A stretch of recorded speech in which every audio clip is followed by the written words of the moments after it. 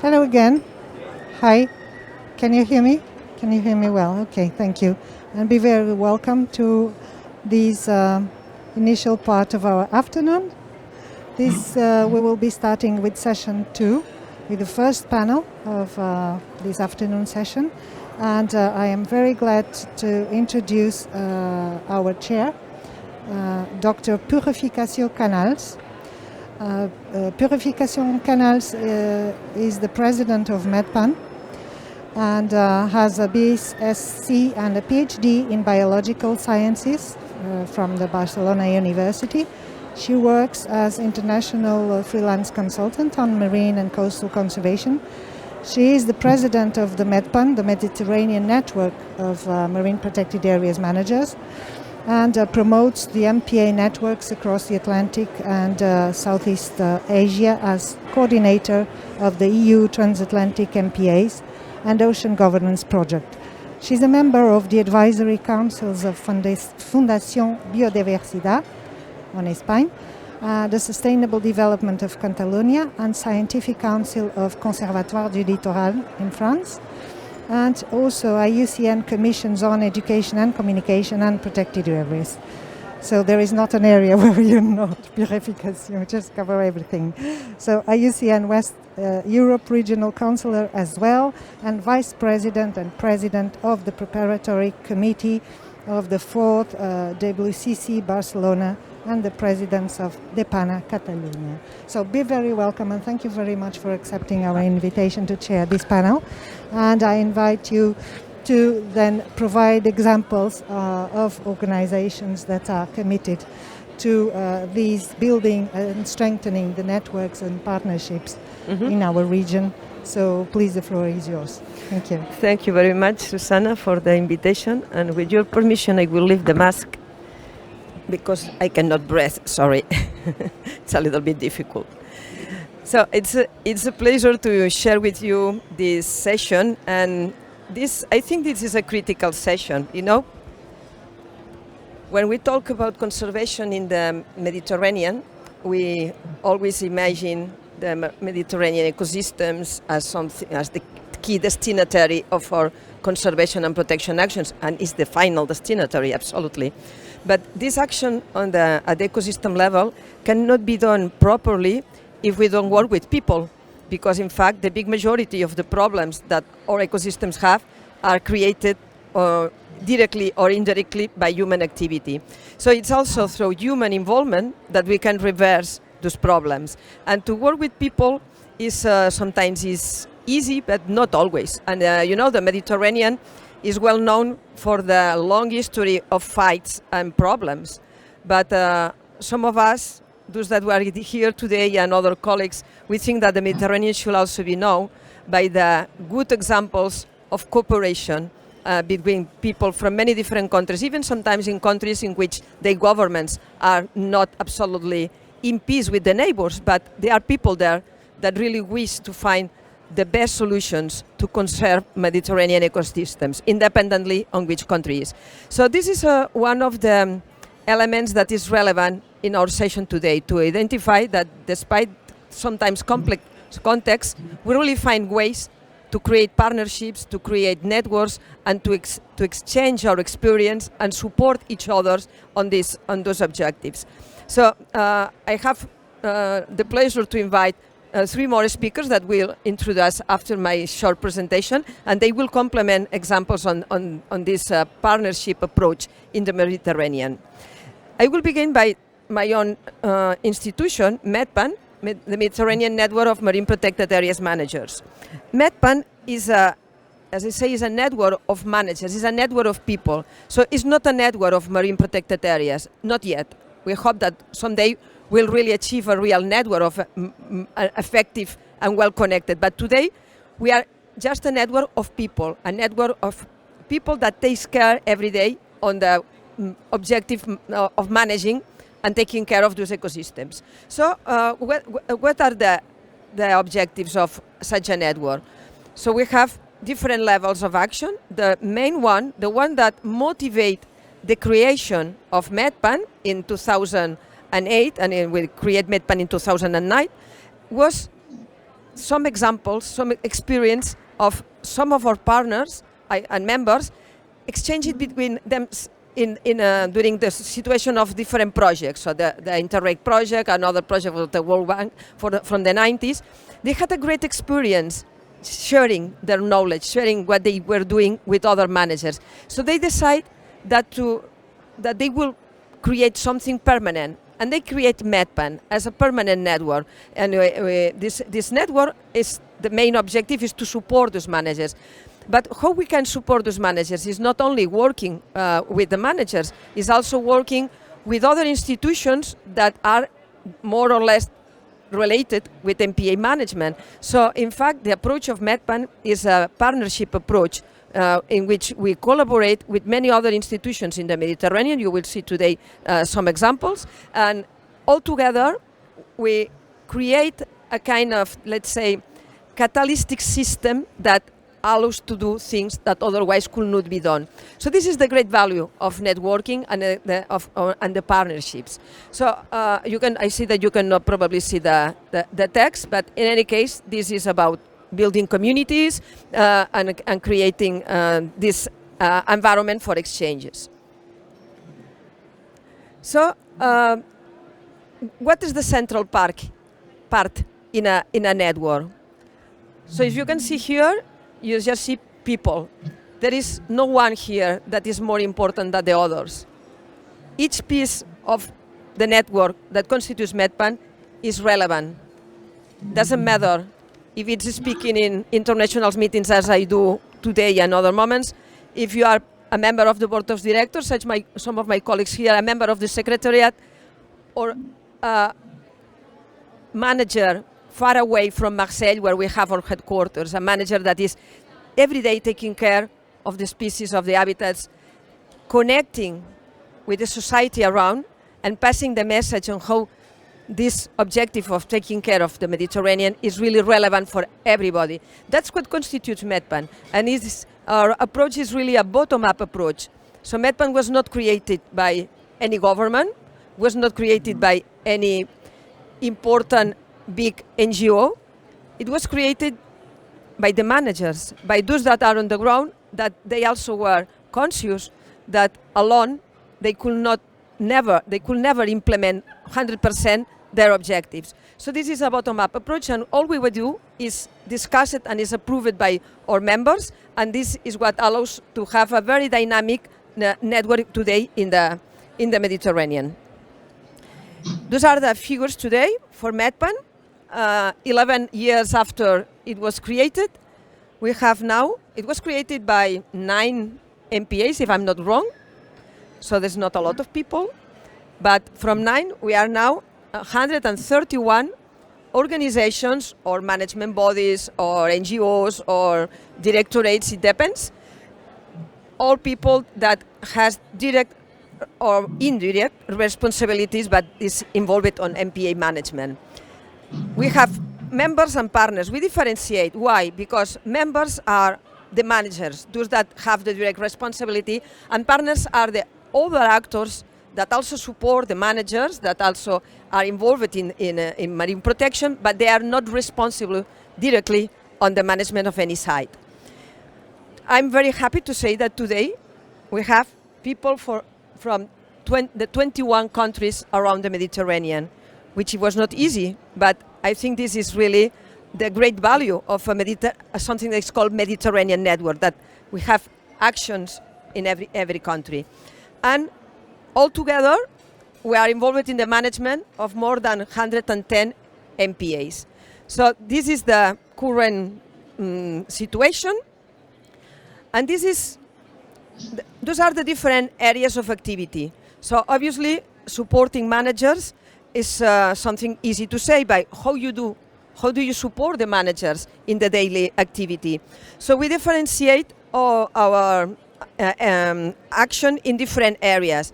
The first one, this is the technical support, is at the origin. This is what the managers require. So we need really to have more support to learn how to manage better certain species, ecosystems, whatever. So in this technical support area, we promote the sharing of experience. So once one manager can learn from another one, how they do certain activities. We organize trainings. We provide tools for the managers.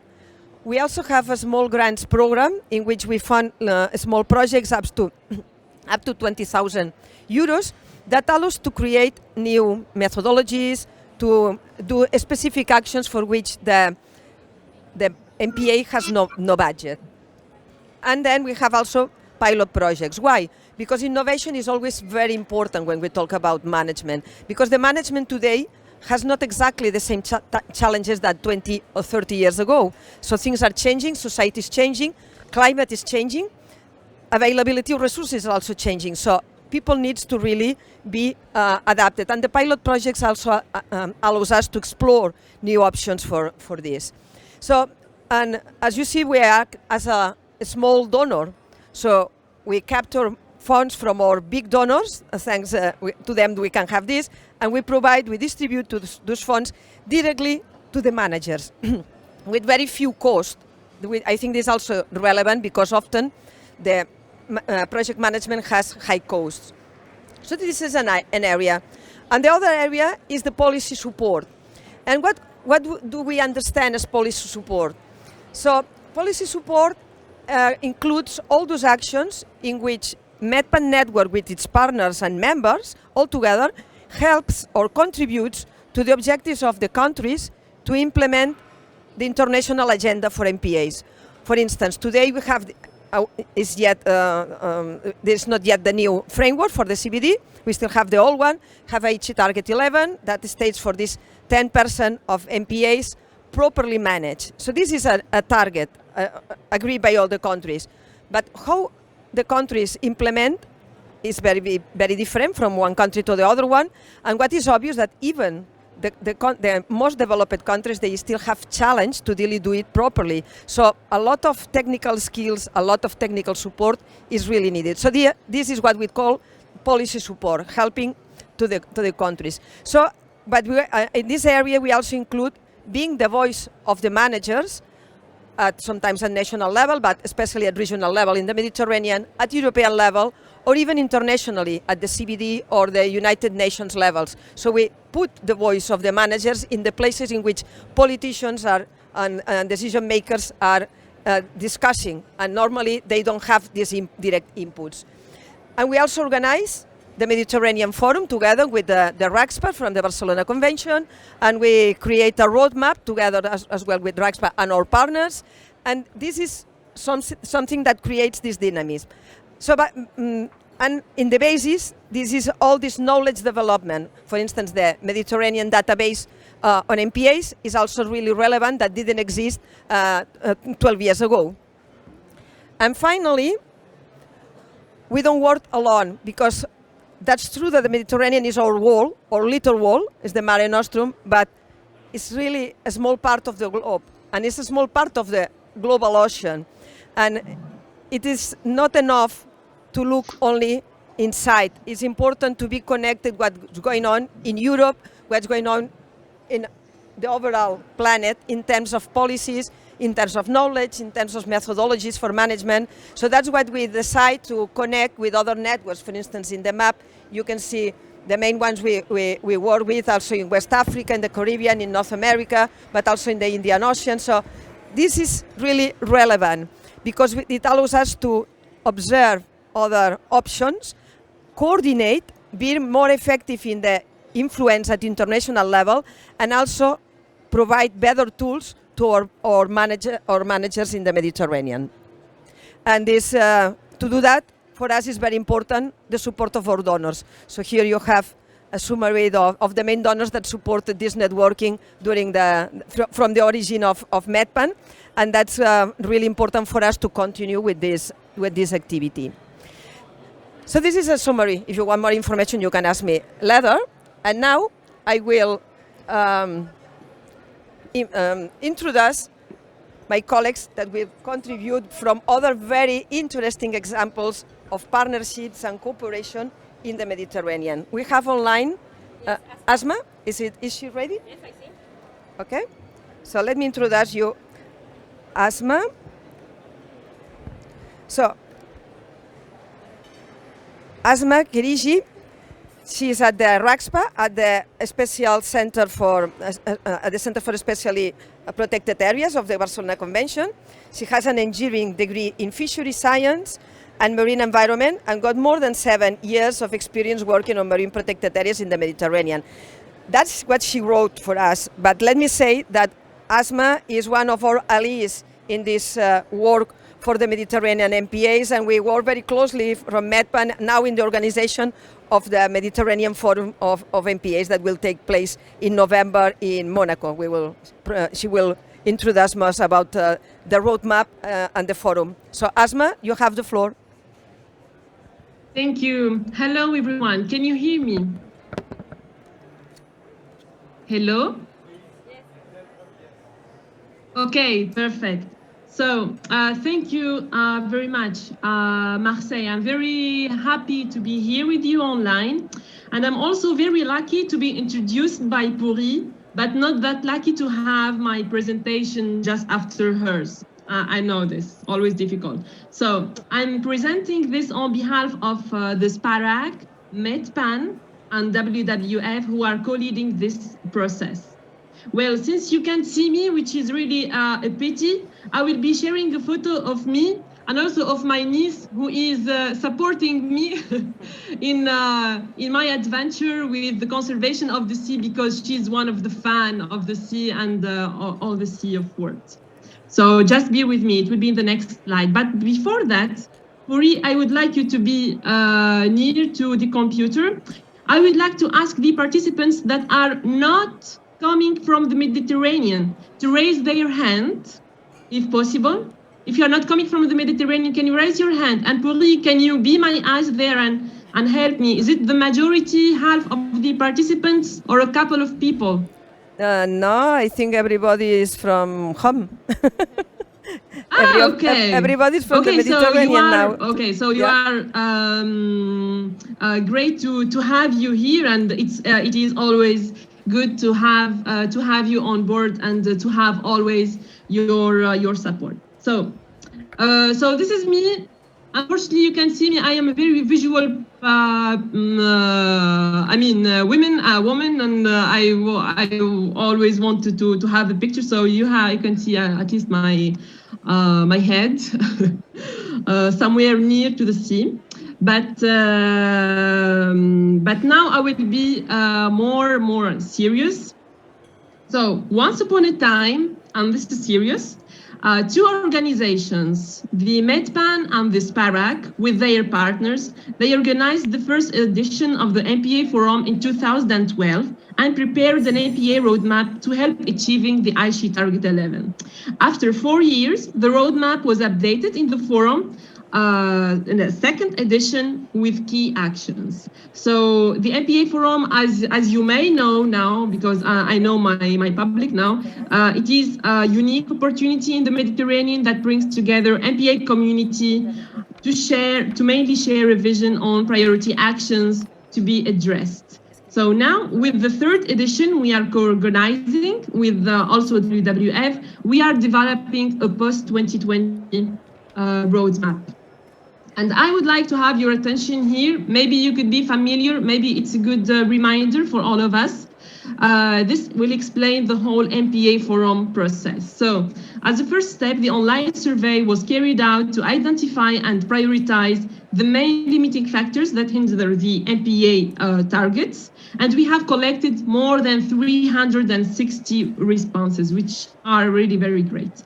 And next step, the online working groups, they discussed the identified limiting factors that are coming from the online survey and helped us to sketch out avenues for the recommendation. And the third step was the virtual forum sessions held in June 2021, which its objective was to discuss the proposed recommendations with the wider MPA community. And I'm going to talk a bit more about this in the next slide, but first I'm going to finish with the fourth step, which is the face-to-face MPA Forum that will be a hybrid event and will be organized in Monaco with Prince Albert II of Monaco Foundation from 29 November to 1st of December. So if you would like to save the date.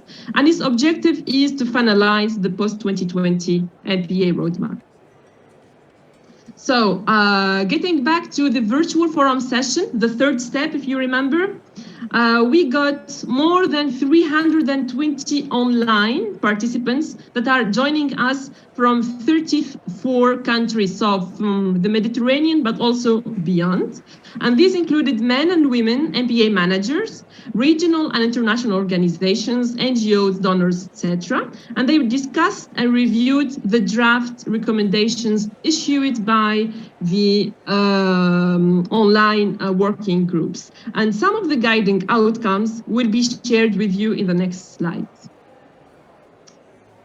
So as overall elements, one message we would like to convey is that we need to push for an open, integrated, inclusive governance of MPA, including stakeholders that are not from the conservation sectors, which means the fisheries, the tourism, urbanization, etc. And why that? One, because these actors may not understand what on earth an MPA is, or maybe even they are in conflict with it. And two, because MPAs are effective tools, but unfortunately they really lack recognition. And as a bonus, three, we need to integrate MPAs with larger frameworks. And there are many challenges for the MPAs and for our roadmap. And we need to commit these people that are not from the conservation sector, and also recommendation for us to stop talking to ourselves, because we mainly talk to ourselves and we didn't get to have the non-conservationists with us in the same table. So why this? Because this is a challenge at the local and national level, where the other actors, they are present with us, and to transform the perception of MPAs as an obstacle towards an investment. So changing the mindset of these actors. So now I will provide some guiding elements on the national level. Our main message is that we need to foster political will to invest in MPAs. We need national strategies and we need them implemented, and accompany countries with the proper means of implementation, like the financial and the capacities, etc. And also, lastly, to implement, implementation is require commitment of all stakeholders at local level. Asma, we need to summarize because we have very few time. If you can go. Okay. I have a couple of slides. It will be 2 minutes. So at local level, understanding the local conflicts with fisheries urbanization, for example, and transform them to support is really crucial. So this action to be truly implemented, it requires some conditions like more legitimacy for MPA managers, that the management plans should be aligned with all the sectors, and to build capacities, etc. Related to national and regional networks of MPAs, these are really effective and must be more open for an integrated conservation. So we can interconnect, for example, those networks of different stakeholders. The existing ones can include other sectors, so we are to be more open. And also we need a connection between all the levels of the networks. So to summarize here, I hope you are still with me, Marseille. So this is to conclude. So at all levels, we really need, one, an opening to other stakeholders of conservation, like NGOs, scientists, to better distribute tasks and roles, and also an opening to non-conservation stakeholders to overcome what is really today the reality of MPAs and to make them commit and invest in MPAs. So the way forward, the last slide, is what is to be done before the MPA Forum end of this year. Is we are going to finish some targeted consultations. They are now in the process. Registration is open. If you didn't receive an email or you would like to register, you can send us an email that will appear in the next slide, the last one. The roadmap will be aligned to the international commitments like the CBD COP15. The face-to-face forum, we will finalize the roadmap, as I said before, and we will be setting up a new mechanism to engage new dynamic in the Mediterranean.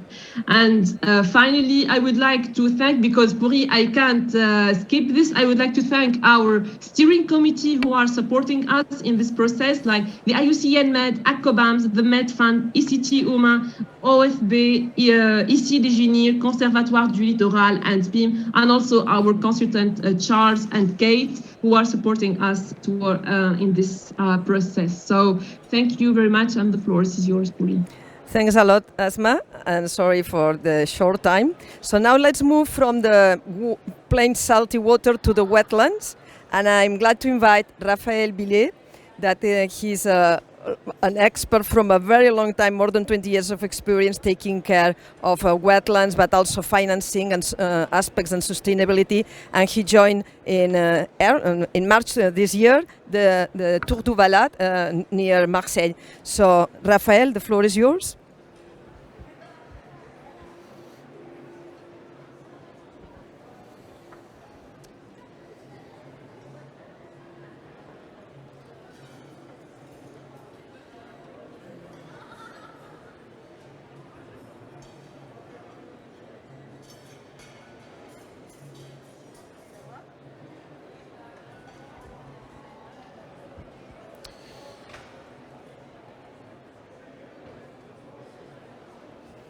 Merci.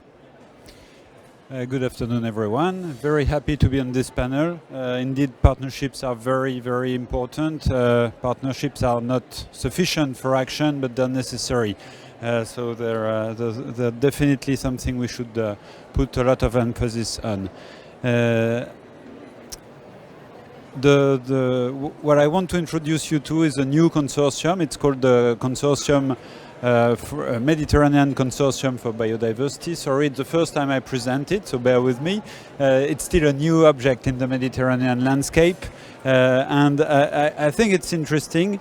You will see why. We are gathering 6 organizations that you all know probably very well, since you're all from the region, as we just learned. The consortium is a partnership between MedPAN, the PIM initiative on small islands, IUCN Mediterranean, the International Association for Mediterranean Forests, MedWet, the first regional initiative that was established under the Ramsar Convention, and Tour du Valais. Clearly, I will not go into the details of the Mediterranean situation, since you're all from the region, but yes, it's a climate change hotspot and a biodiversity hotspot, and we could add a long list of political instability, tensions, economic inequality, and so on and so forth, which make the Mediterranean basin such a fascinating and difficult region to work in. What the consortium is trying to promote is what we call the multi-biome approach, which means that we're trying to put some action, to design some and implement some action that address issues connecting wetlands, forests, coastal areas, islands, and marine areas. So what we really want to do is work on all these biomes at the same time in specific projects, pilot projects especially, and not isolate, not treat these different biomes separately from one another. So as I just said, and I won't go into the details of each organization, but we came together in a consortium because we felt we had a lot to share. We had a lot in common. We have shared projects and experiences for a very long time now, especially under the leadership of the MPA Foundation, which brought us together on many occasions. And at some point we thought, yeah, well, let's formalize this. Let's do something more concrete about working together. Let's create a real team between our organizations. In general terms, what we'll do, and I'm talking a bit on the future because we haven't really achieved anything yet, it's only the beginning. The Memorandum of Understanding establishing the consortium was signed in March this year. But what we're aiming to do is to strengthen awareness of the emergency, to act and to inspire local stakeholders, support governance and management at the local scale, and highlight the links between biodiversity, ecosystem services, climate change, and population health. We're working and will be working on specific sites, and those sites will have to match a number of criteria. They have to enable, as I said, a multi-biome approach where we won't be working as a consortium, for example, only on wetlands. That's the job of Tour du Vala and MedWet. That's not the job of the consortium. We want to be able to work in places where, of course, institutions are involved and with all the legitimacies that they have, but we also want to work with civil society stakeholders, groups, organizations, and try to put all these people, to bring all these people together to increase efficiency. We will favor pilot sites where there is already some dynamics established, where we're not starting from scratch, because it would be too difficult for our consortium to work in places where the recent past hasn't really favored initiative in the field of environmental management. So we want to have a knowledge basis we can work with, and you know, something to start with also in terms of actions. And we may work in areas where there is or there is no protection status. It's not a criteria for us. So we could work, for example, with MPAs, but we could work also establishing connections between marine areas that are not protected and wetlands or forests and watersheds, islands, and so on, that have very different protection status. Capacity building will be a key axis of our action, and we want to do as much as we can on-site training instead of in-room PowerPoints. So it's really important for us to go with our partners on the field, bring everyone to the field. We'll never go enough in the field for training, so that's something really key. Learning by doing, of course.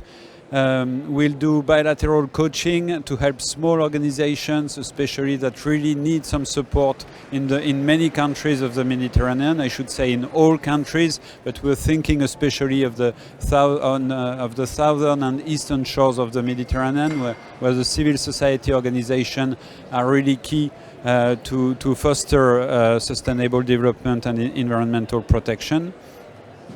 And again, it will always be multi-thematic training, so not one specific biome, but we want to build connections between all these biomes and involving several of our organizations. Otherwise, there's no need for a consortium, and if it's just to work on wetlands, we can do it on our own.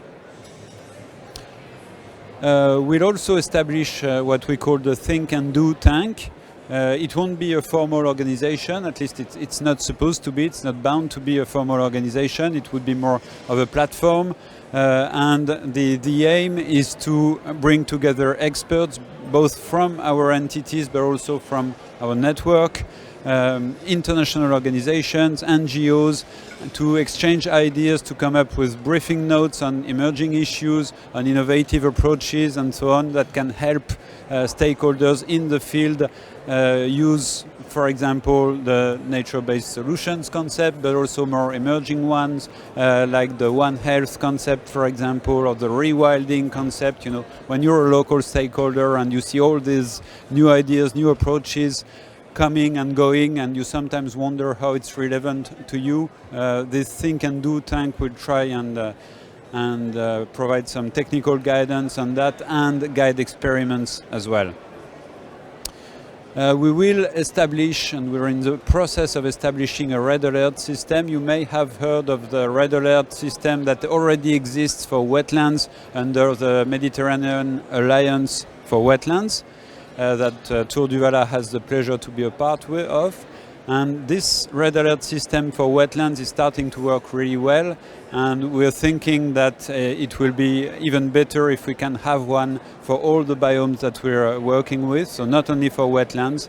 And the idea really is to be able to join forces when there is a specific threat, and a very urgent threat on a specific ecosystem somewhere, and that there is a need for regional support from the entire civil society of the Mediterranean region to support the local groups who are trying to stop development projects that would dramatically alter the ecosystems. The first project that will really give birth to the consortium is one that we're developing currently with AFD, the French Development Agency, and FFEM. And it will be a regional project on the implementation of nature-based solutions. And of course, you will hear a lot more about it when it's launched, which is not the case yet. Thank you very much. Thank you very much, Raphaël. And last but not least, let's move to Arnau Teixidor. Arnau is acting manager of the Ecosystem Resilience and Spatial Planning Program at the IUCN Med. And he coordinates a lot of different projects and have long experience working on different issues in many different countries. So I will not read your CV because it's more interesting to listen than your presentation. You can join us. Okay, thank you. Just going to wait for the presentation. Just to mention, I'm really excited to be here to speak about meat and all the, I think, great work we have been doing lately. And I think the presentation is going to address one of the issues raised by Alma before about how to bring non-conservation actors into the table and to work with them. So today I'm going to be speaking about the Meat Network. It's a quite new initiative that is all about ecotourism. It's about transforming the Mediterranean and its protected areas into a prime ecotourism destination.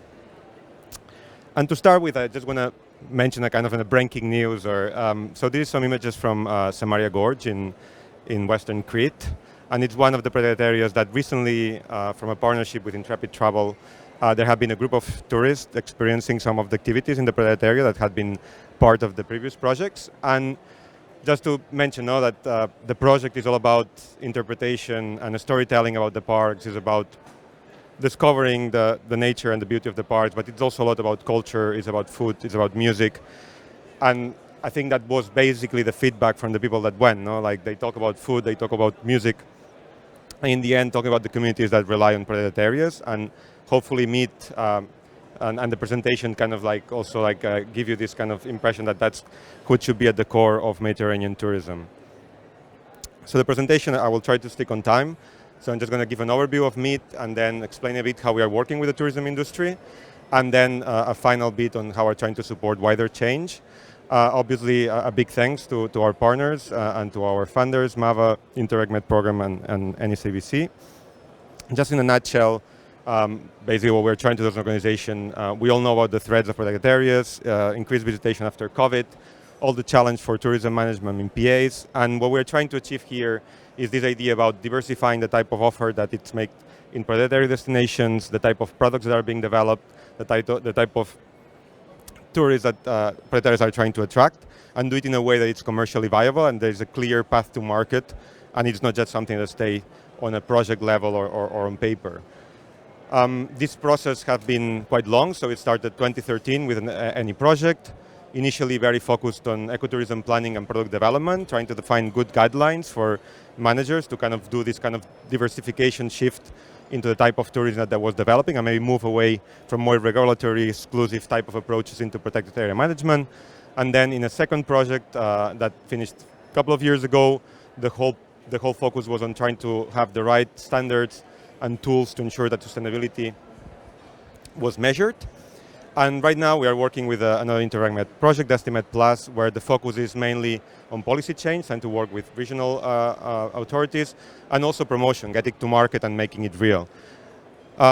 So far we have worked in over 30 protected areas in the past along different projects with different levels of engagement and results. At the moment we're working with 9 in the framework of the Estimate Plus project, and 12 that are part or are engaging into the Meat Network, plus others that have been in the past. As you can see, it's heavy northern biased, and hopefully in the next few years we can make sure that we are find the right ways to integrate Northern Mediterranean countries and destinations.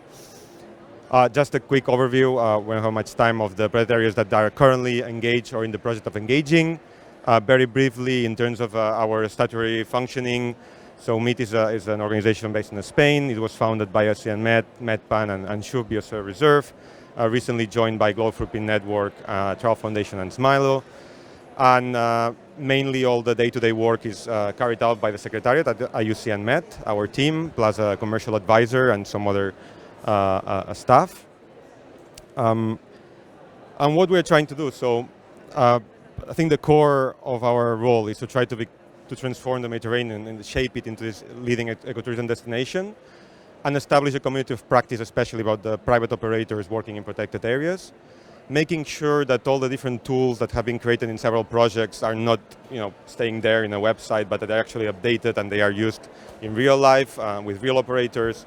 And at the moment, we have this MIT brand that is actually registered, and we're taking it to the marketplace via B2B partnerships. And also, our role is also to advocate to transform the industry and promote change. And we are quite young, and basically the last point is just saying we are in the process of consolidating exactly our membership, what we do, how we relate to each other. But I think we are getting somewhere, and I'm really proud about it.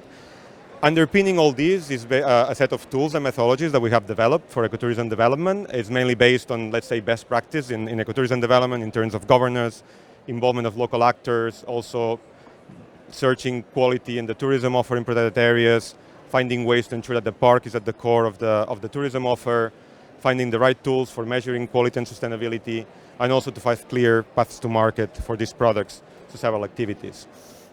I think, as I was mentioning, at the core of it is having the parks involved in tourism development, having cooperation, having the private sector in the table, and having clear goals that can be measured, and also having evidence about impact after.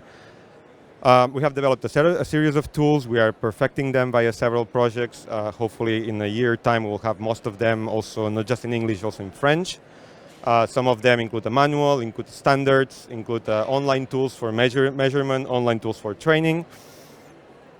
And basically at the core of the system is this graph that explains a bit the current approach that we're having. So MIT has partnership with protected areas and commercial partners, that are mainly international operators that align with the type of tourism we want to develop. And these are then related to a local tourism operator. That basically the idea in the end is to establish these alliances with the tourism sector to steer wider change.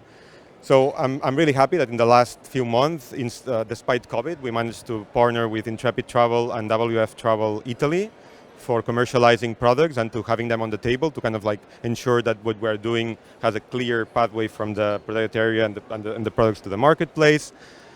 But I would say what's actually in the really core of us is maybe a relationship that is not as formal, but all the work that we're doing supporting local tourism operators, working with protected areas. Sometimes in some countries maybe they have more local support from business organizations, maybe they have like a bigger network, but especially in some countries and some destinations, many tour operators locally that are trying to do a good job, they struggle to find the right support or trying to find the right partners to make it happen. So we're also there, especially in those places, to kind of help them to ensure that the destination value chain is working towards conservation.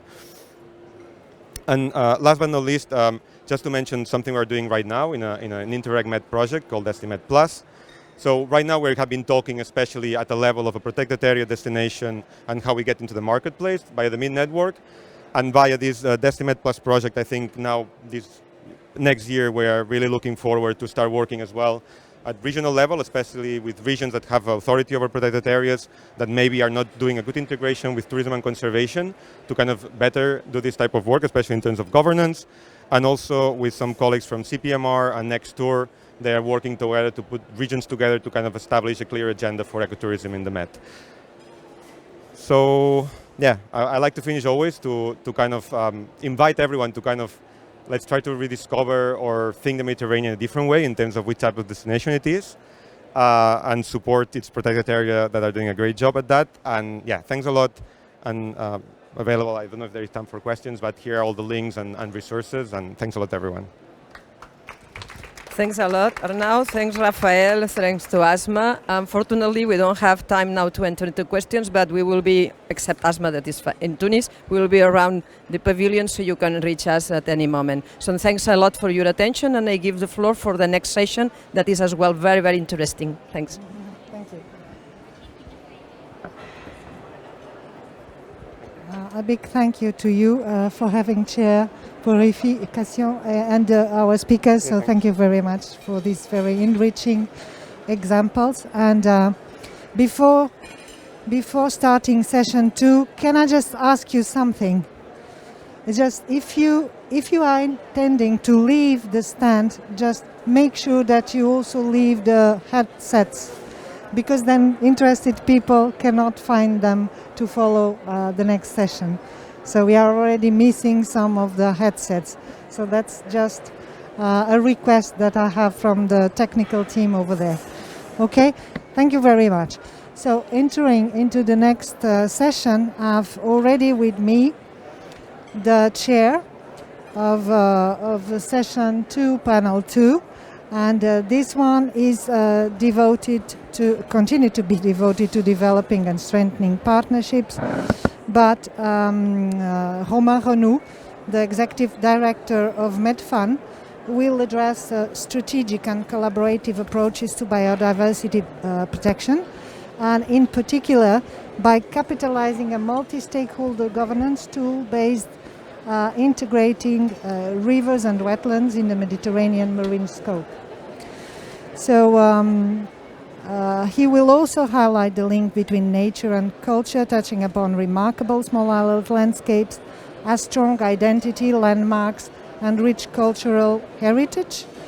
And we will have then in the end testimonies from women that can present their own examples and experiences in leading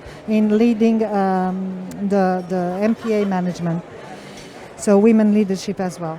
So we will have hopefully time for questions and answers at the end, and because then the time is limited, because we need to enter session 3, and session 3 will be an effective dialogue on all hands on deck. It means that we will tackle the way forward. It means that we will make sure that everyone will contribute with insights on how to further strengthening this networking and partnership in the Mediterranean. So from this moment onwards.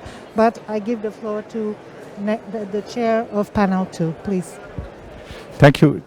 Thank you very much, and good afternoon. Does it work? The mic is working? Yep. So thank you very much, Susanna, for this introduction. So we have different speakers this afternoon. So some of them will be online and some will be live here from Marseille.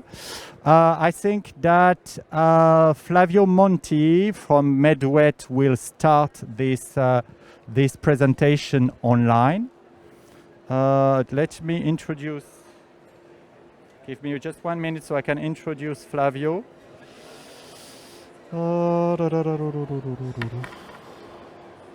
You can grab a coffee in the meantime, and maybe, yeah, if I can ask all my panelists to come here. Sorry? He was on? Flavio, you're on. I don't have any, do you have any headset? Because I cannot hear. Yes, I'm here. Can you hear me? Yeah, can you hear me?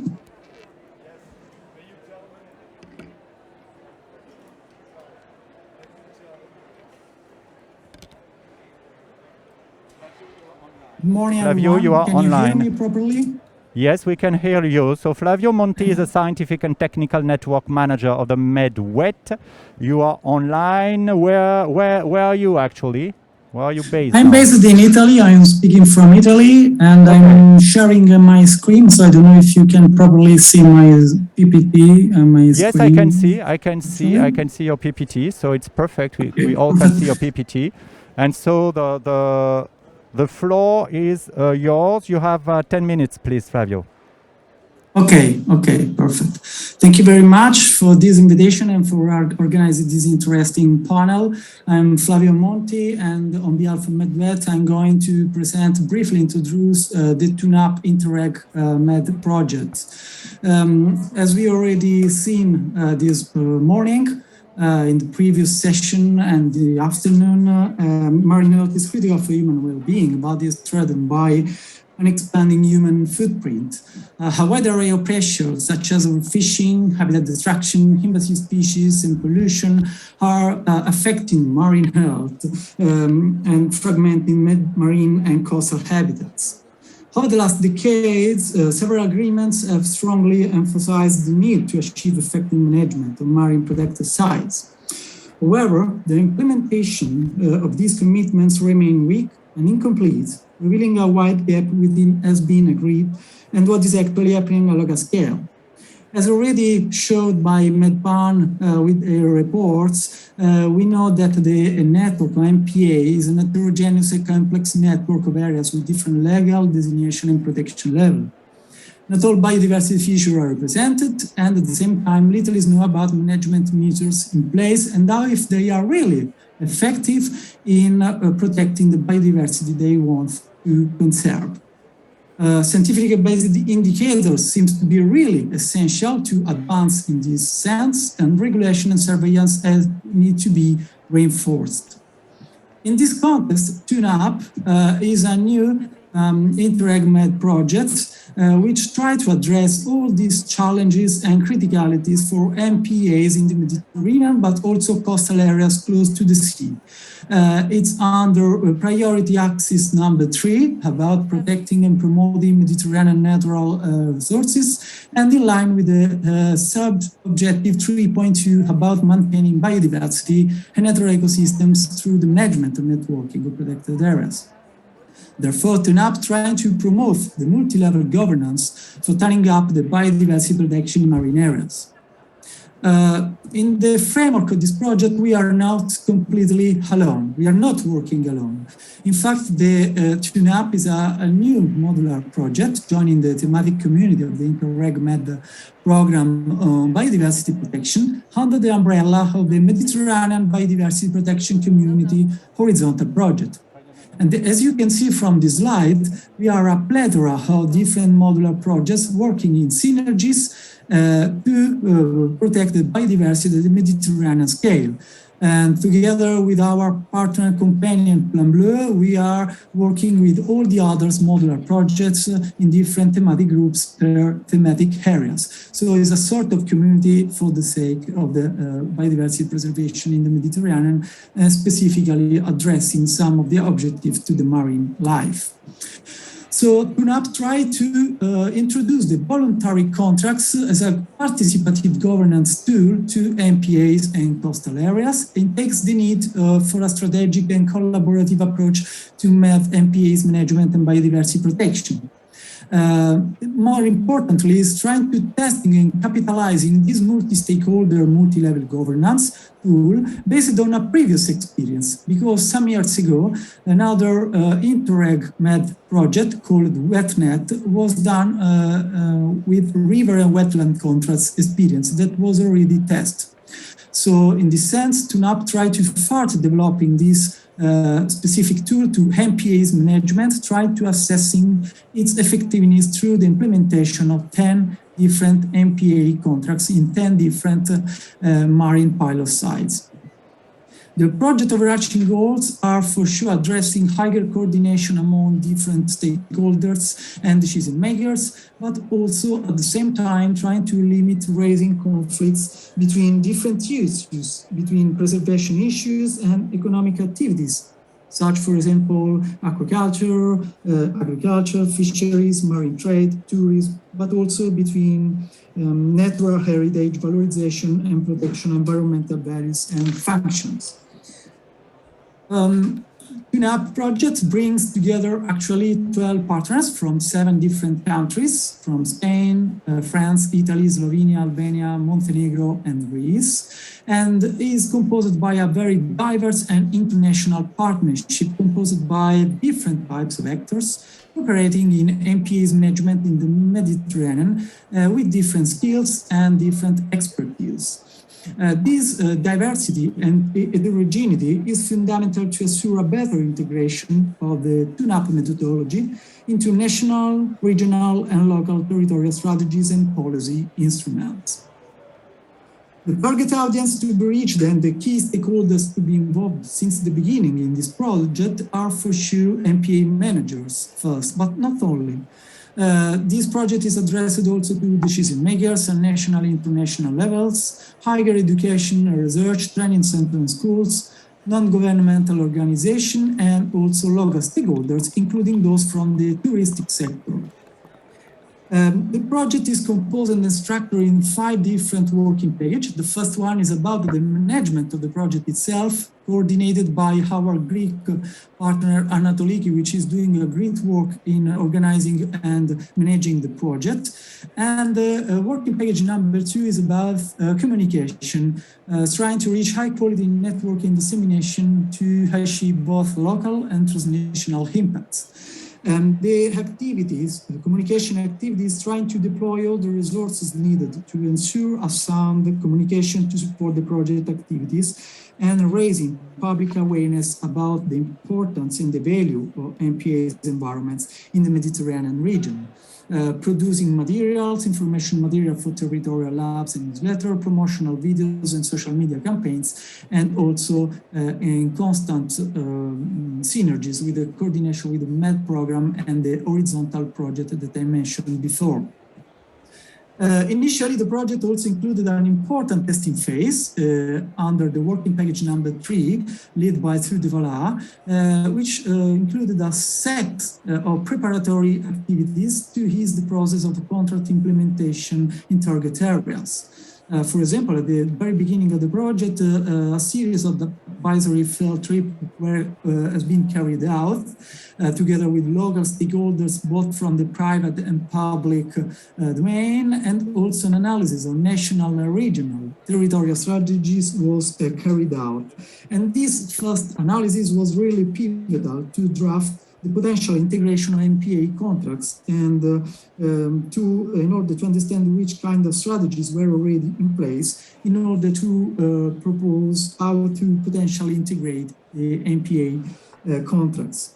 Flavio, please, you have 2 minutes. 2 minutes. Yes, left. okay. Thank you very much. Thanks. Yes. The core output of this participatory planning process was about the signature of the memorandum of understanding in local managers. And last but not least, the most important, I would say, activity that all the partners are trying to do all together is about capitalizing, thus mainstreaming and promoting the contract on not only a local scale, but also a regional and MED level, trying to produce a document and instruments, which is the regional policy toolkit to support the region to take and to uptake the tool, the governance and the contract into regional strategies, but also delivering a set of political recommendations from MPA's governance together with capitalization seminars. So all the activities, all the efforts of the different actors are going the same direction. So try to transfer the main outputs of the project. As you can see, the testing will set a common framework for the improvement of this multi-level governance tool. Transfer will be validated in each region of the consortium of the TUNAP area, drawing the basic conditions for its replicability and prosperability. And capitalization activities try to develop a better condition for future institutional uptake, both at the Mediterranean and European level.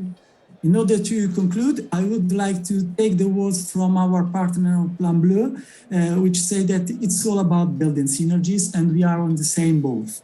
Successfully co-managing MPAs relies on participatory multidisciplinary approach, and collaborating across borders is important for improving the governance of MPAs in the Mediterranean. And all this can be achieved thanks to the multi-stakeholder engagement in decision making, but attention if they are included since the beginning in this important process. And the adoption of voluntary contracts as a participative governance tool will really help MPAs protection and possibly will help to achieve long-term conservation goals for the entire MPAs network, together with all the other international organizations working for that we already seen this morning and previous in the afternoon. So thank you for your attention, and I hope to be on time. Thank you very much. Grazie mille, Flavio. That was perfect. Perfect timing. Thank you very much for this presentation from Italy, live. Thanks. So now we have two speakers here in Marseille. They will be speaking about the management of landscape in Mediterranean small islands. Fabrice Bernard, with the European International Delegate from Conservatoire du Littoral, and Sylvain Petit, with the Executive Secretary of the NGO Smilo. So the floor is yours, and you have 5 minutes each, and you need a mic. Yeah, that's better. Hello. I don't know if you can change the slide. The next one, maybe. We have some. Hello, everybody. Bonjour à toutes et à tous. Thank you. What? Better to be there? Yeah. Okay. I move. Oui. Je te laisse. Je vais faire. Right. Okay. I try to escape this terrible light because the temperature is terrible there. So there it's better. Just to say a few words, why do we talk about landscapes?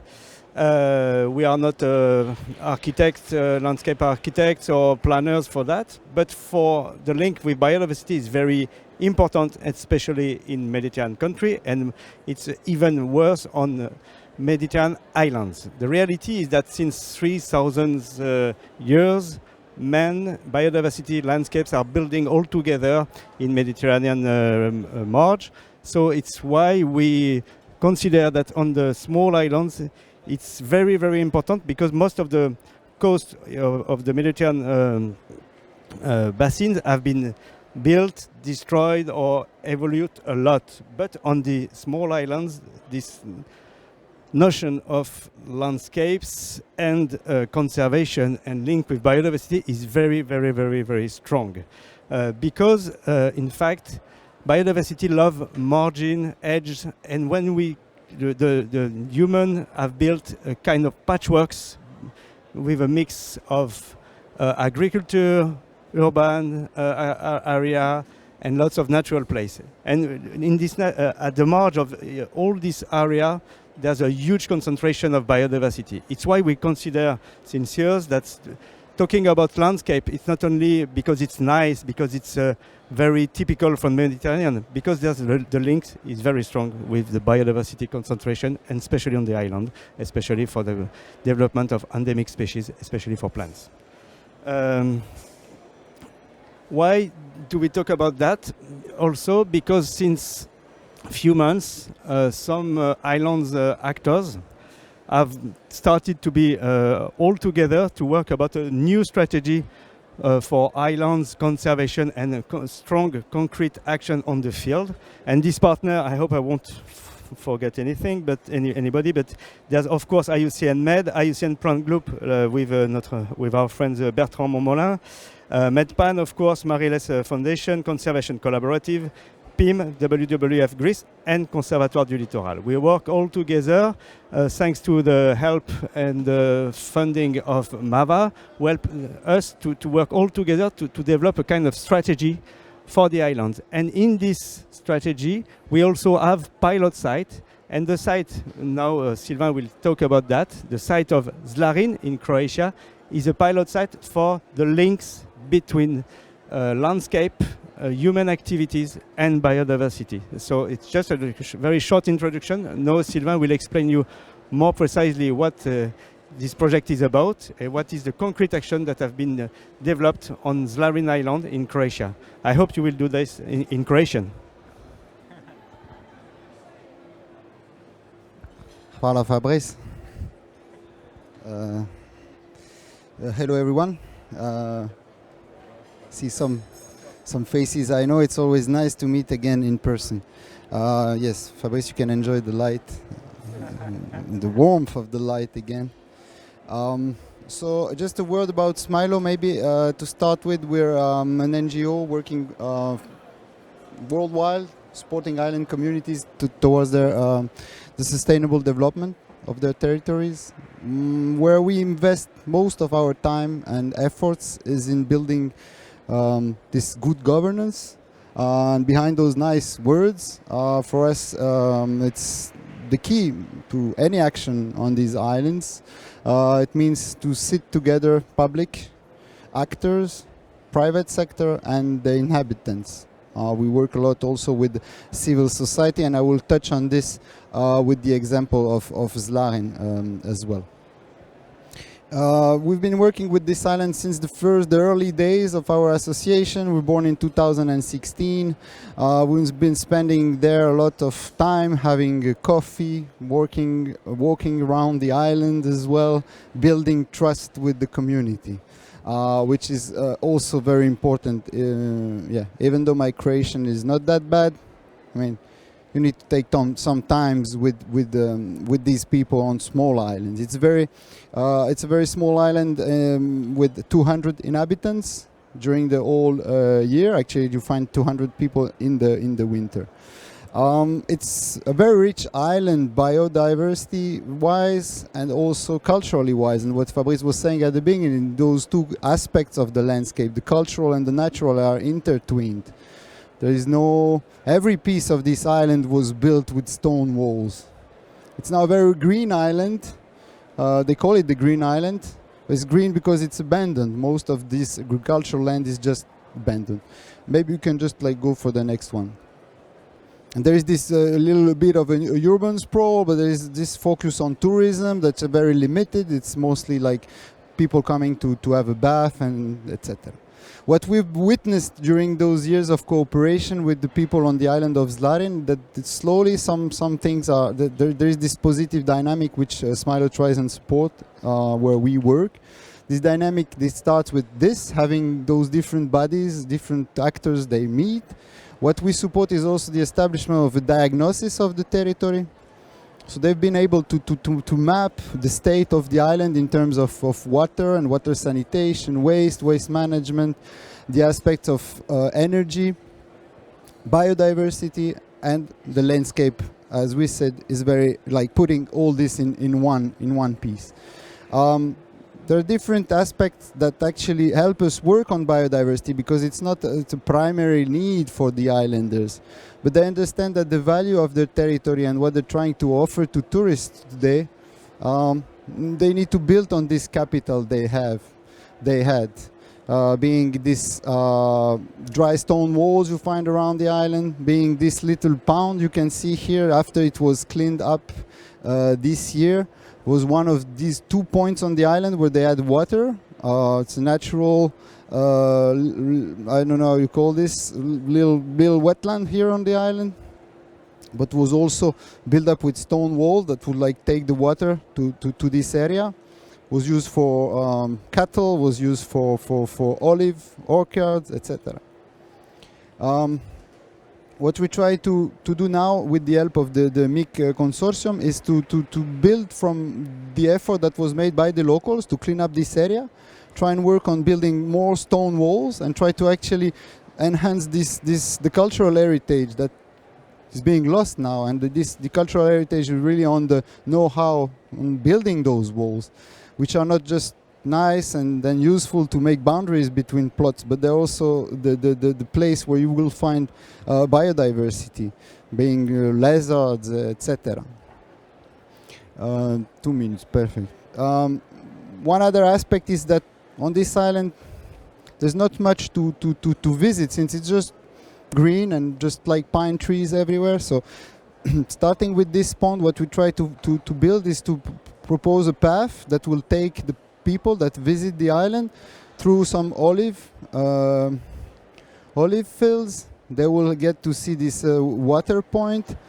They will also get the chance to see some dry stone walls. They will have the chance to reach a beach. So this is an interesting let's say, point of attention to get the population to continue and work on the rehabilitation and the regeneration of their cultural and natural heritage. Having such very pragmatic, practical project is also useful for us to drive attention from schools, to realize some joint actions with schools about like monitoring of the biodiversity in this area. It's a very interesting point since we're an archipelago with other islands that are even less developed or they are still struggling with whatever they try to do in terms of protecting their biodiversity. So we will use this island as a hub also to inform their neighboring islands. All this positive, it's another, let's say, a little booster in this dynamic on the island.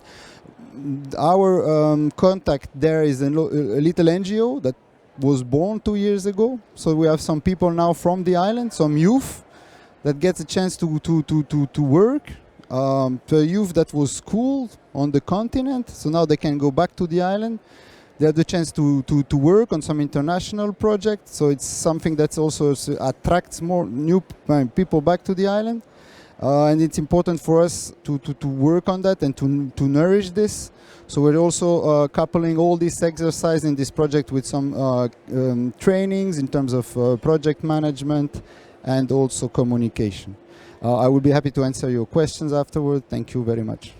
Thank you very much, Silma. That was really interesting. Thank you for this nice journey in this Croatian island. Thank you so much. So now we will listen to the coordinator of the Alliance for Mediterranean Nature and Culture, who is also the director of Yolda Initiative. Engin Yilmaz, the floor is yours. Thank you so much. Oh, you want to? Okay. Can you open? You want to be here? So Yeah, I want to be go here. here. But can you open it? Okay, so I stay here then. No, Okay. So just give me 1 minute.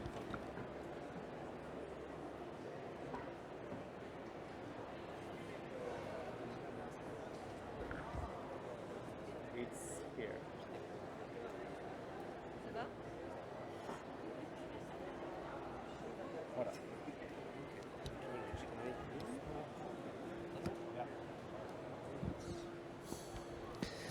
Hello everybody, my name is Engin Yilmaz. I am the coordinator of Alliance for Mediterranean Nature and Culture and also director of Yolda Initiative. Actually, this is a very important moment for us because this is the first public launch of AMNC. Because of that, I would like to thank MAVA, the MAVA Foundation, for making it possible for us to reach to this point, and of course our members, some of who are here with us today, and of course the IUCN for providing this unique opportunity. Let me start my presentation. Well, human history is essentially the cultivation of nature, of the physical environment, which has historically shaped and engendered present-day landscapes. Cultural evolution of humans is based on the constant action and interaction of natural and or human factors, and led by means of know-how and values, including spiritual ones, developed by humans while domesticating the environments they live in to make most of them. Hence, the Latin root of the word culture is cultum, which also means lands and cultivated lands. Plants, sorry. The term cultural landscape embraces the diversity of manifestations of the interaction between humankind and its natural environment. Conceptually, it moves beyond the human-nature dichotomy in conservation practices based on a recognition that, first, some of conventional thinking in nature conservation may be amplifying the problems rather than the solutions. And also, humans are an integral component of ecosystems, and there is a strong linkage between the conservation of cultural practices and local communities and the protection of nature. There are still many traditional cultural practices such as mobile pastoralism, terrace agriculture, salt production, practiced by the local communities all over the Mediterranean region, contributing to the ecological integrity and diversity of Mediterranean cultural landscapes and the ecosystem services they provide to Mediterranean people. Yet the threats of the modern era, many of them are facing, are beyond their capability to maintain the same state. As a result, they either abandon their practices completely or diversify and differentiate their management systems towards intensification that in turn has a negative impact on biodiversity. The deterioration and abandonment of cultural land use practices have negatively affected the ecological diversity across a diverse range of Mediterranean landscapes. Loss of these cultural practices that foster high biodiversity calls for an urgent action. A sustainable approach that employs traditional knowledge can be a first step to reverse the declining state of agricultural, pastoral, and forestry systems. In order to address this need, with the facilitation and support of the MOVA Foundation, 13 organizations joined their forces in 2017 to implement a joint outcome action plan on promoting sustainable land use practices in the Mediterranean region in order to deliver better environmental and economic outcomes for sustainable producers.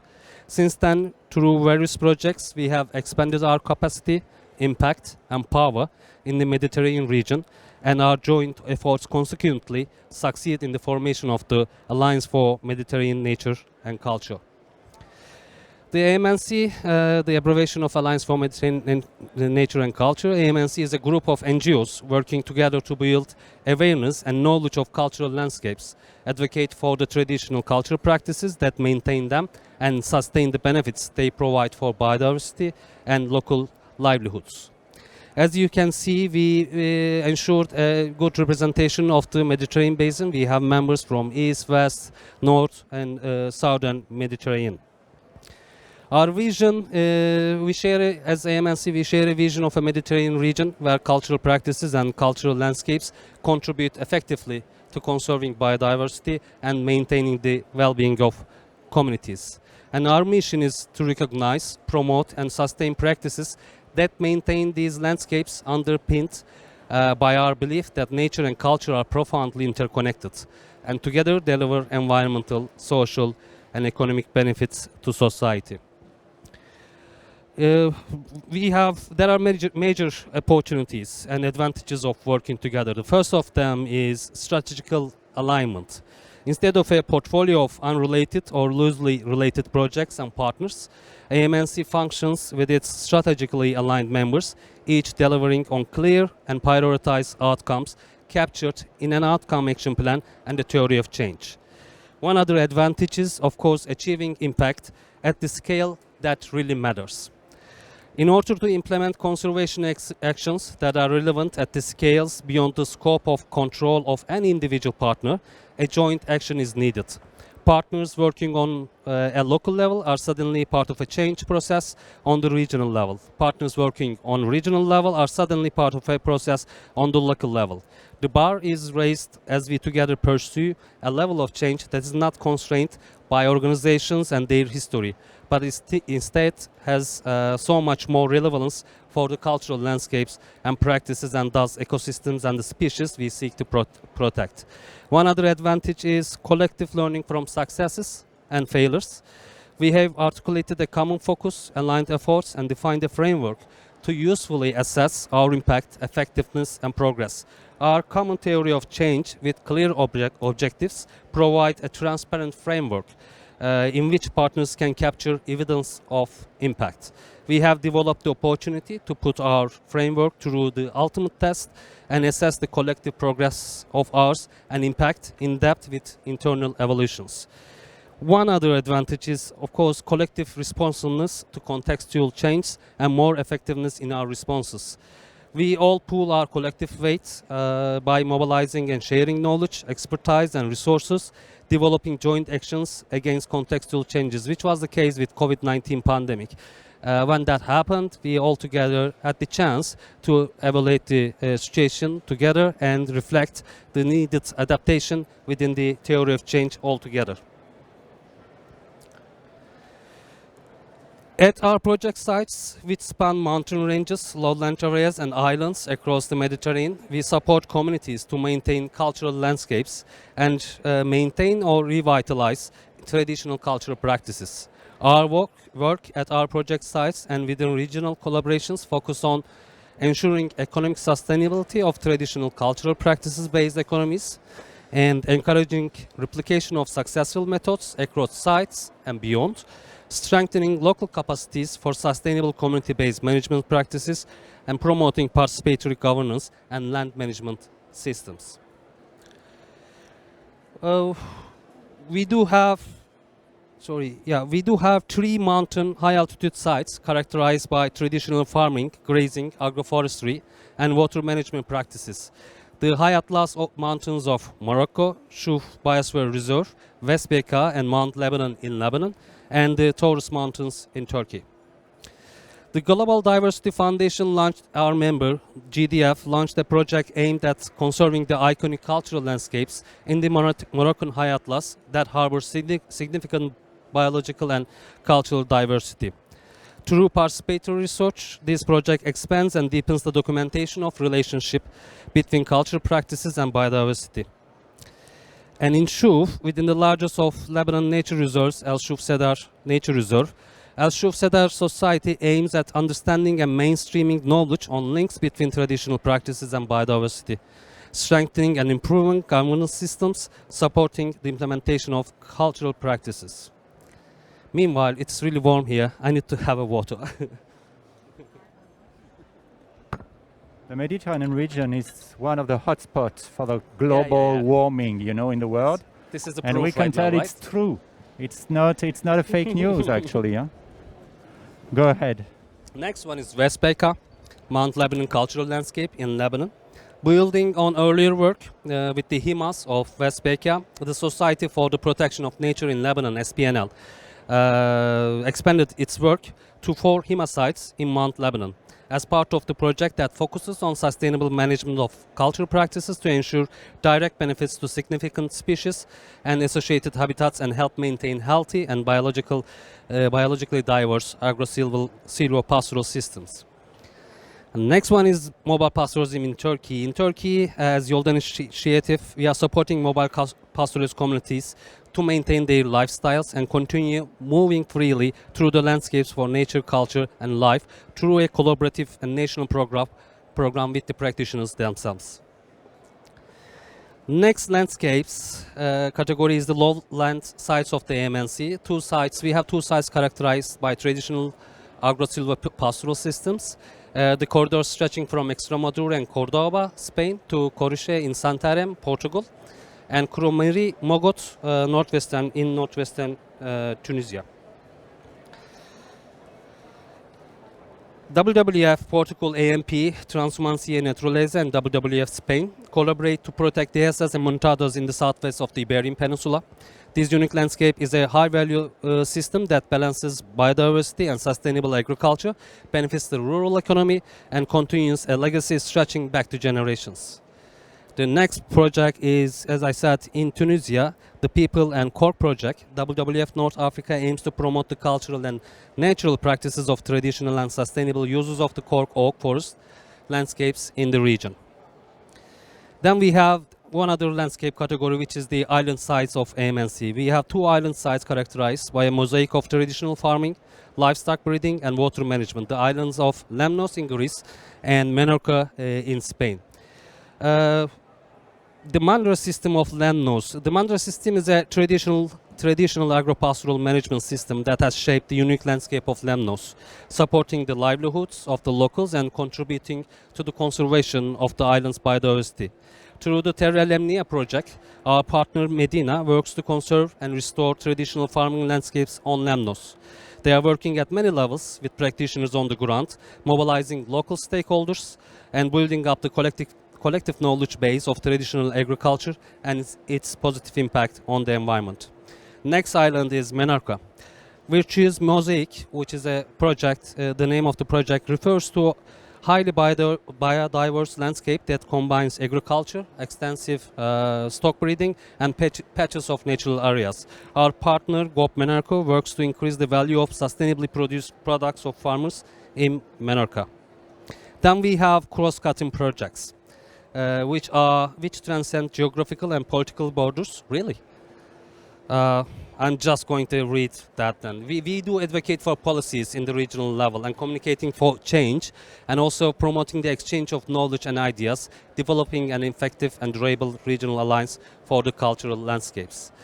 And I would like to give a few examples of our collective impacts. The land stewardship networks created in pilot geographies for impact at scale, such as in Menorca and Shuf. And the next one is the labeling systems for cultural landscapes established again in pilot geographies, such as in Turkey, Dehasas and Shuf and Atlas. And then we have key sectoral policies in support of cultural practices adopted at regional, at international level, also at national level. One example at international level is the International Year for Rangelands and Pastoralism, which has been endorsed by the FAO and now is going to be voted at the United Nations General Assembly to designate 2026 as IYRP. And also one other example is our impact on the revision process of the Common Agricultural Policy of Europe through the work of our partners. My last slide is about our vision for AMNC beyond 2022. It's our vision to successfully scaling up our membership, impact and international collaboration and recognition in the region and at the international level. And that's one other vision is that our approaches and tools are being adopted by other networks or regional organizations of the Mediterranean. And the third one, which is very crucial, considering especially that MAVA is closing, ensuring our long-term financial and organizational sustainability. This is very important for us to develop new partnerships with new donors, and so we expect them to acknowledge the value of our work and to support us. Here are the contact details of us. You can get in contact with us. As I said before, we are very much valuing collaboration and increasing the membership of AMNC, so you are very much welcome to get in touch with us. As I said, again, we believe together we can deliver far more than we could alone for nature, for culture, for society, for life. Thank you very much.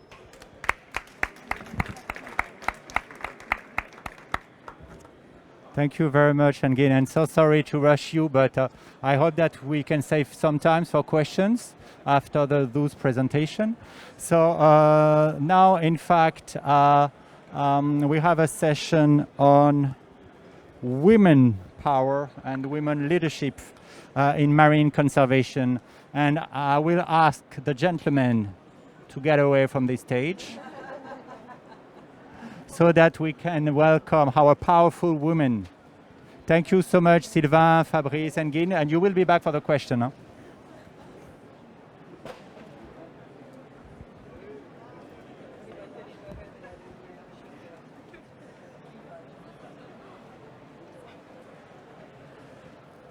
I just have another slide here, and then I will introduce our speakers.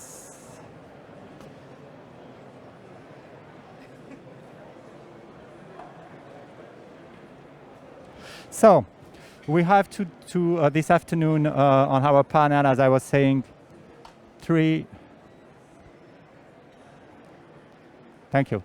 amazing women who are working in the MPA and marine conservation in the Mediterranean Sea.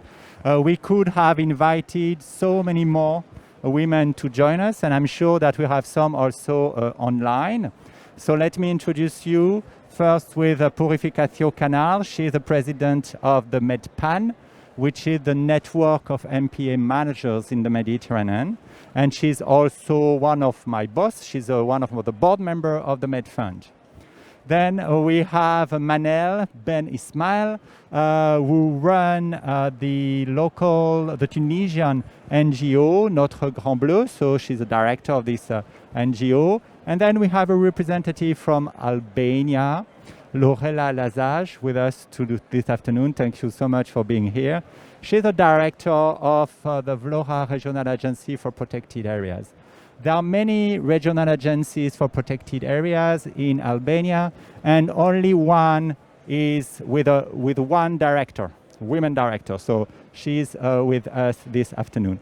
So why do we talk about women leadership? Why we, the MedFund, have suggested this very curious panel discussion this afternoon?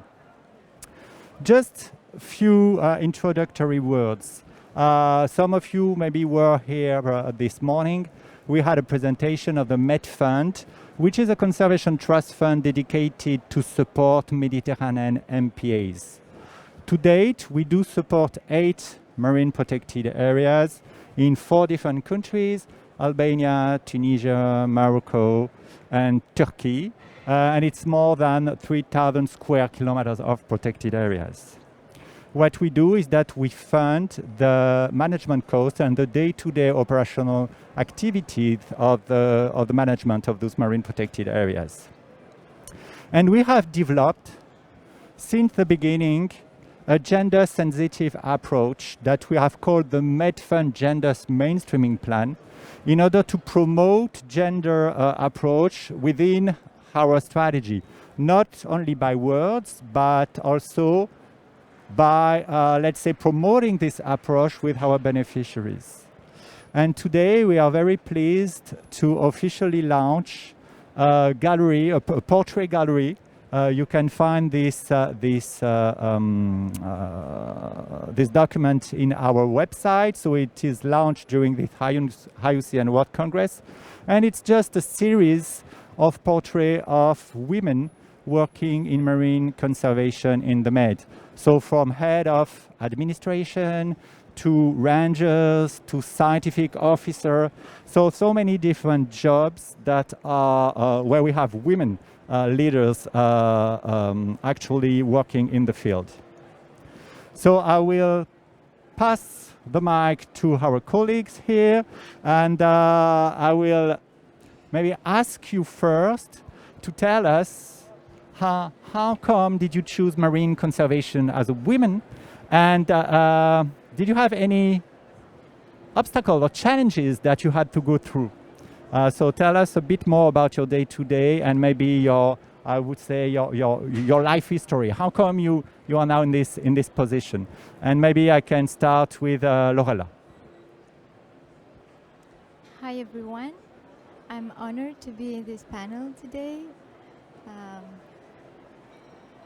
It's very, let's say it's a responsibility sometimes talking for such very sensitive issues like the gender equity in environmental protection, but I will do my best. I've been studying biology, and when I was at the university, always people asked me, what are the things that you can do with biology? It was like people didn't know very well the topics. Environmental issue weren't very much presented like today.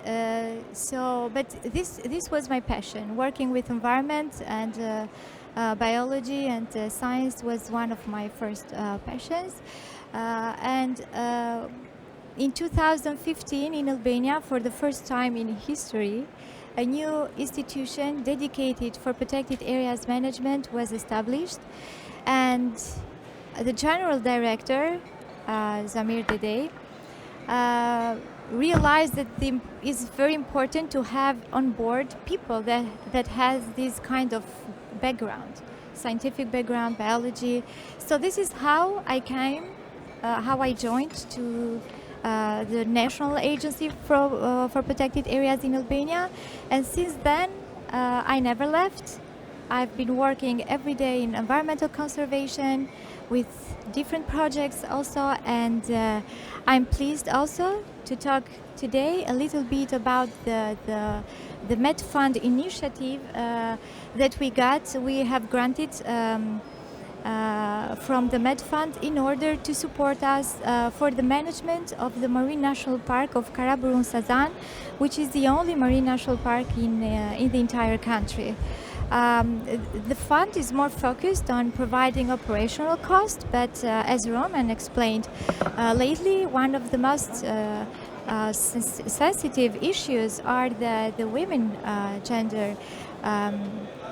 The gender balance, within the organization. I'm still sad to inform you that I'm again the only women director out of 12 RAPAs that are currently operating in the Albanian country, and but as a woman, I've been very open to get other women coming into the board. And trying to assist into our conservation activities.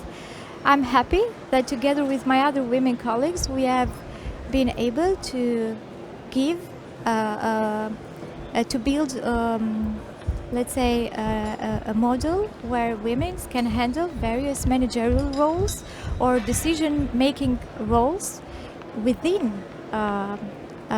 public agencies that could be easily handled by women. And this is where the difficult part is, because traditionally working with environment has been always connecting with the more masculine image. So finally we have managed to completely change this mentality and have more youth women coming in and working with us.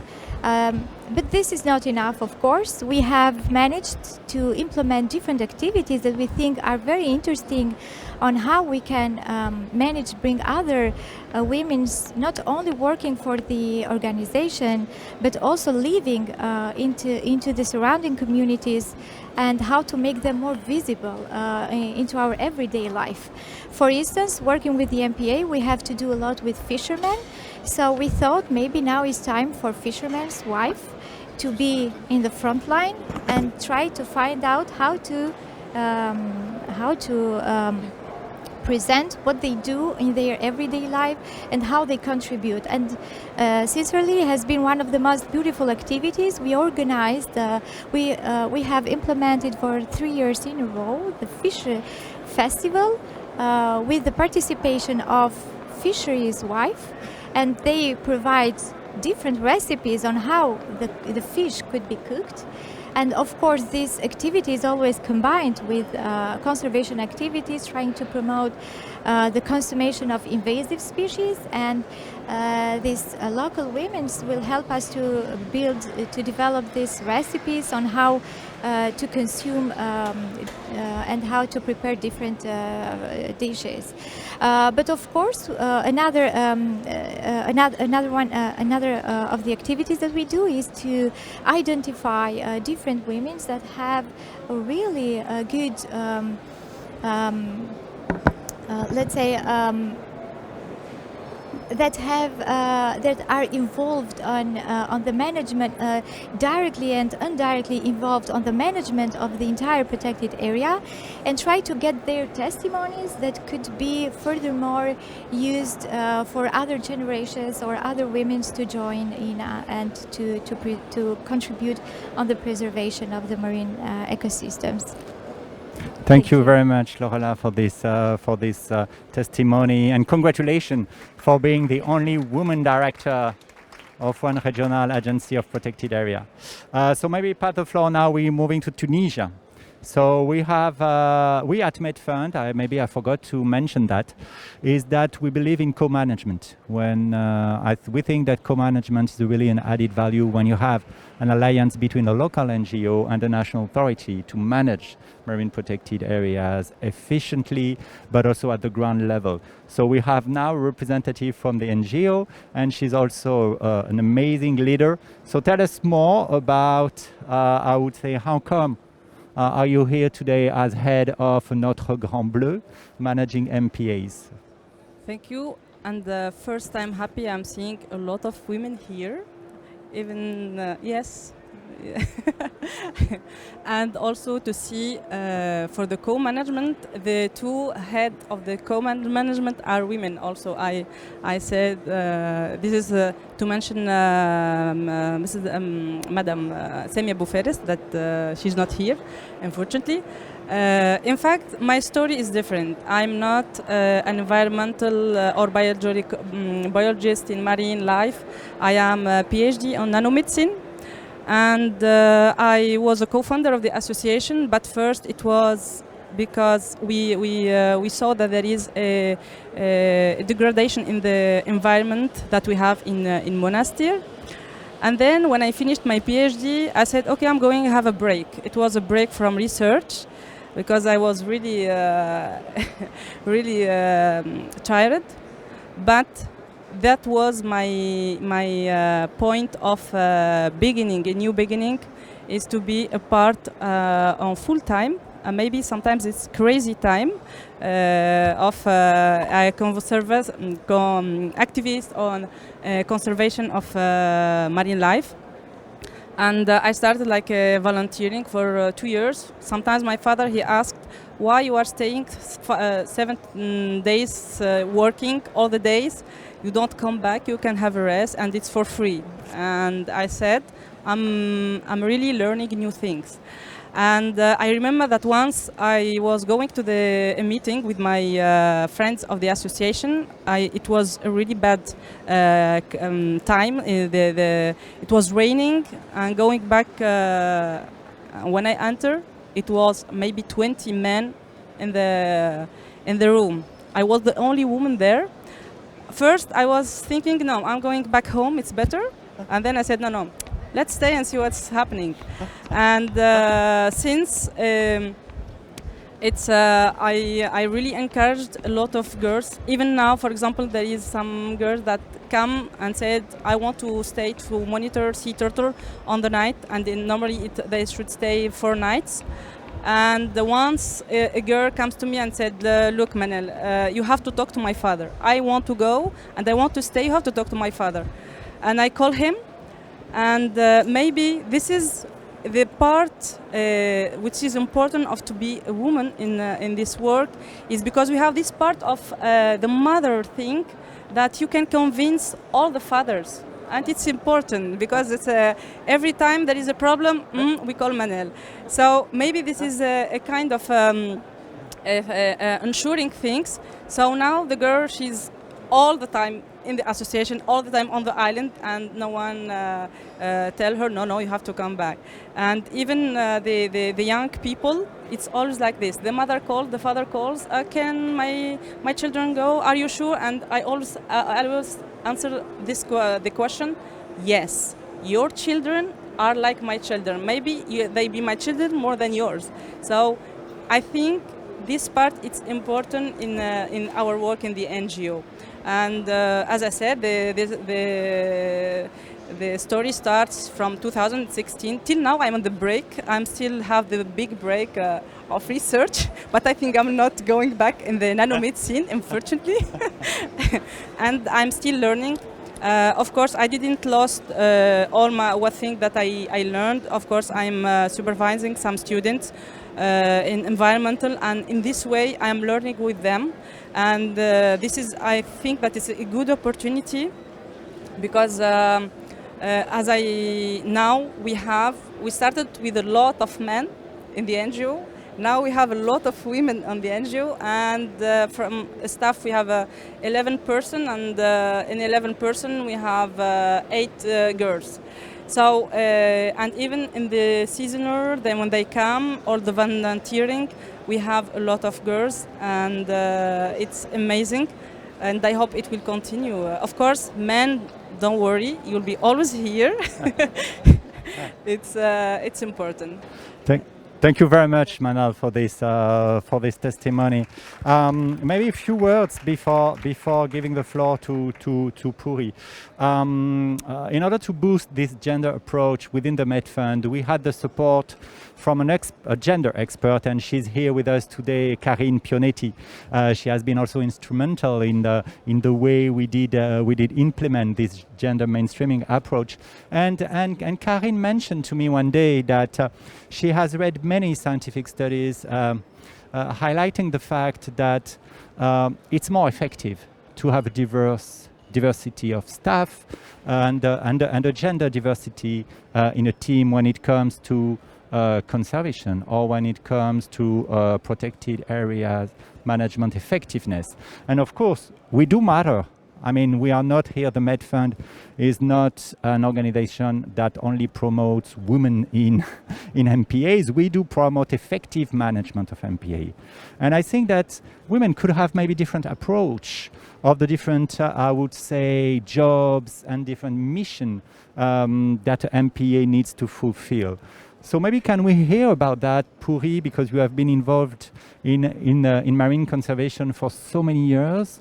Do you think that, I mean, having balanced gender staff or having balanced gender teams could be an asset for managing MPAs? Thanks, Roman, and thanks to my two colleagues. I'm very glad to be with both of you today. I really think that the human factor is what makes things successful or not successful. This is the critical point on any activity you want to do in life. So if we think in a conservation trust fund, just from the definition of what is a conservation trust fund, and you look at, okay, this is a tool to give money for management.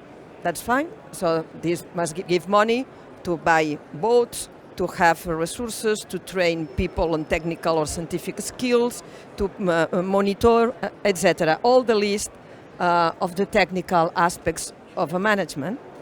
Everybody will agree this is the immediate idea you have when someone says, okay, the Med Fund will give funds for. But if we don't go to the basis of what creates the problems in the world, if we don't address what are the triggers, we will never reach any good solution. So when we look at the triggers, we go to the human factor, always. It's about how human societies behave.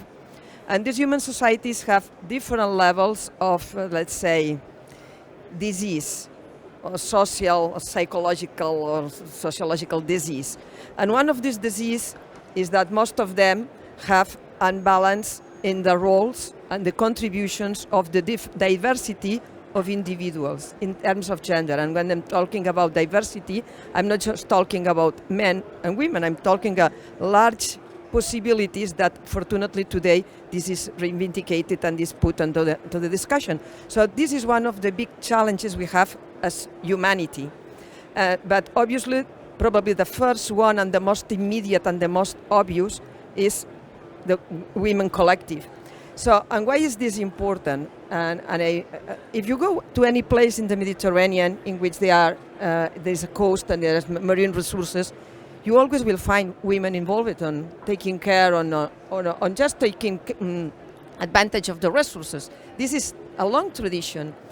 The problem is not whether they are there or not. The problem is that socially, their role, their contribution is not considered as the same importance as the contribution of men. This is traditional. You can have many, let's say, examples of good situations, but it's not the majority. And we're addressing here is the big issue.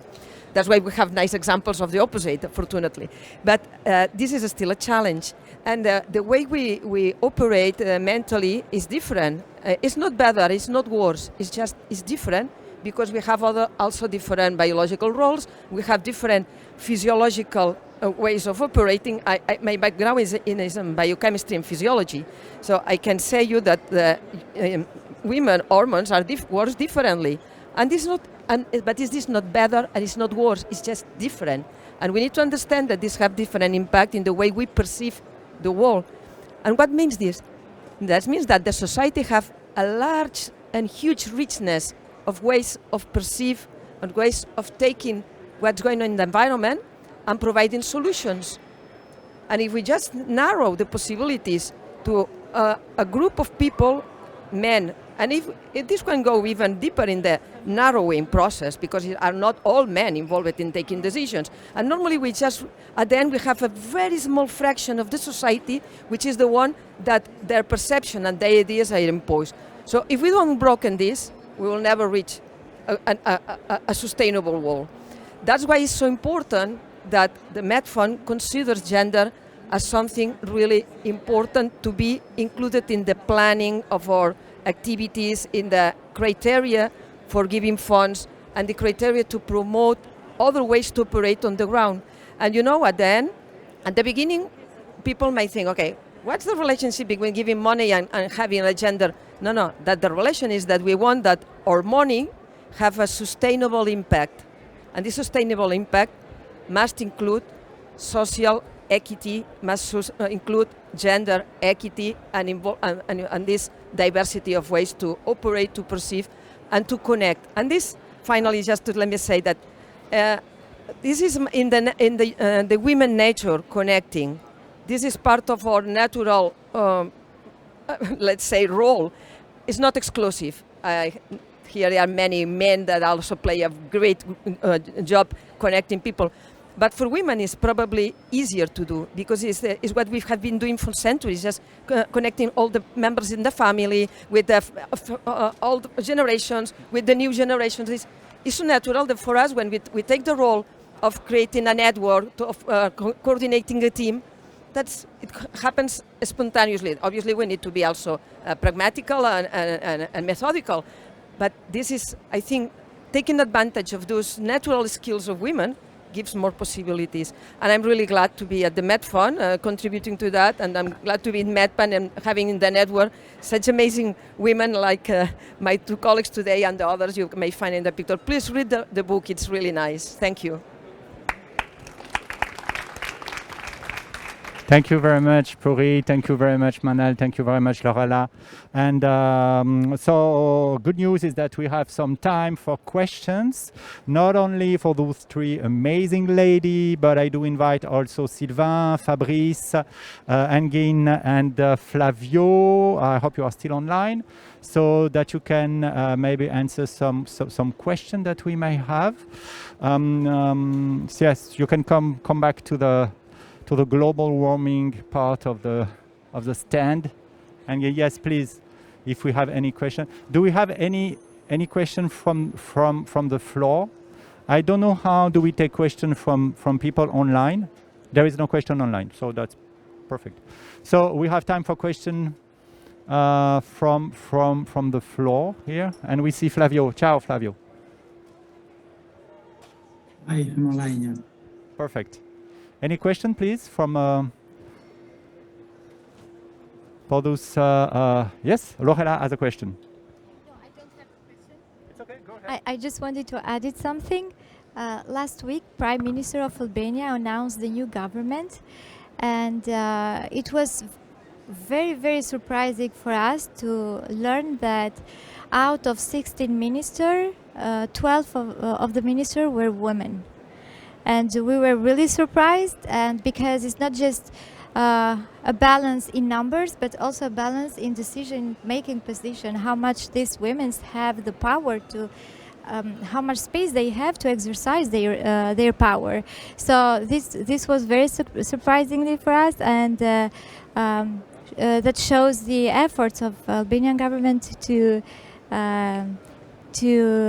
promote gender equity as an ethical right, which we hope will be further extended not only at the ministry level, but also at the regional and local level also. And your help will be always welcomed. Thank you. Thank you very much, Laura. You can keep the mic, because if there is another question from the stand here in Marseille.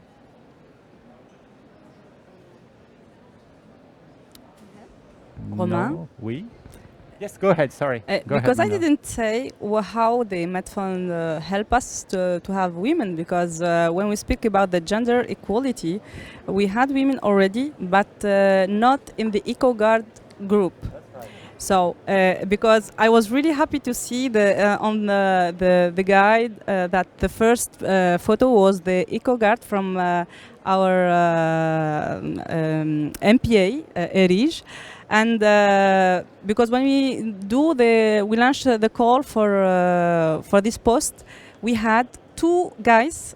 There were in 1, 2, 3, and then we have the third. It was Kheriji, and we said, okay, whatever it is, we will have the first one man, a woman, and then we will see. At the end, we don't regret for sure, because I think in a group of eco-guards, there are 3 eco-guards, and in the group of eco-guards, the presence of women is important.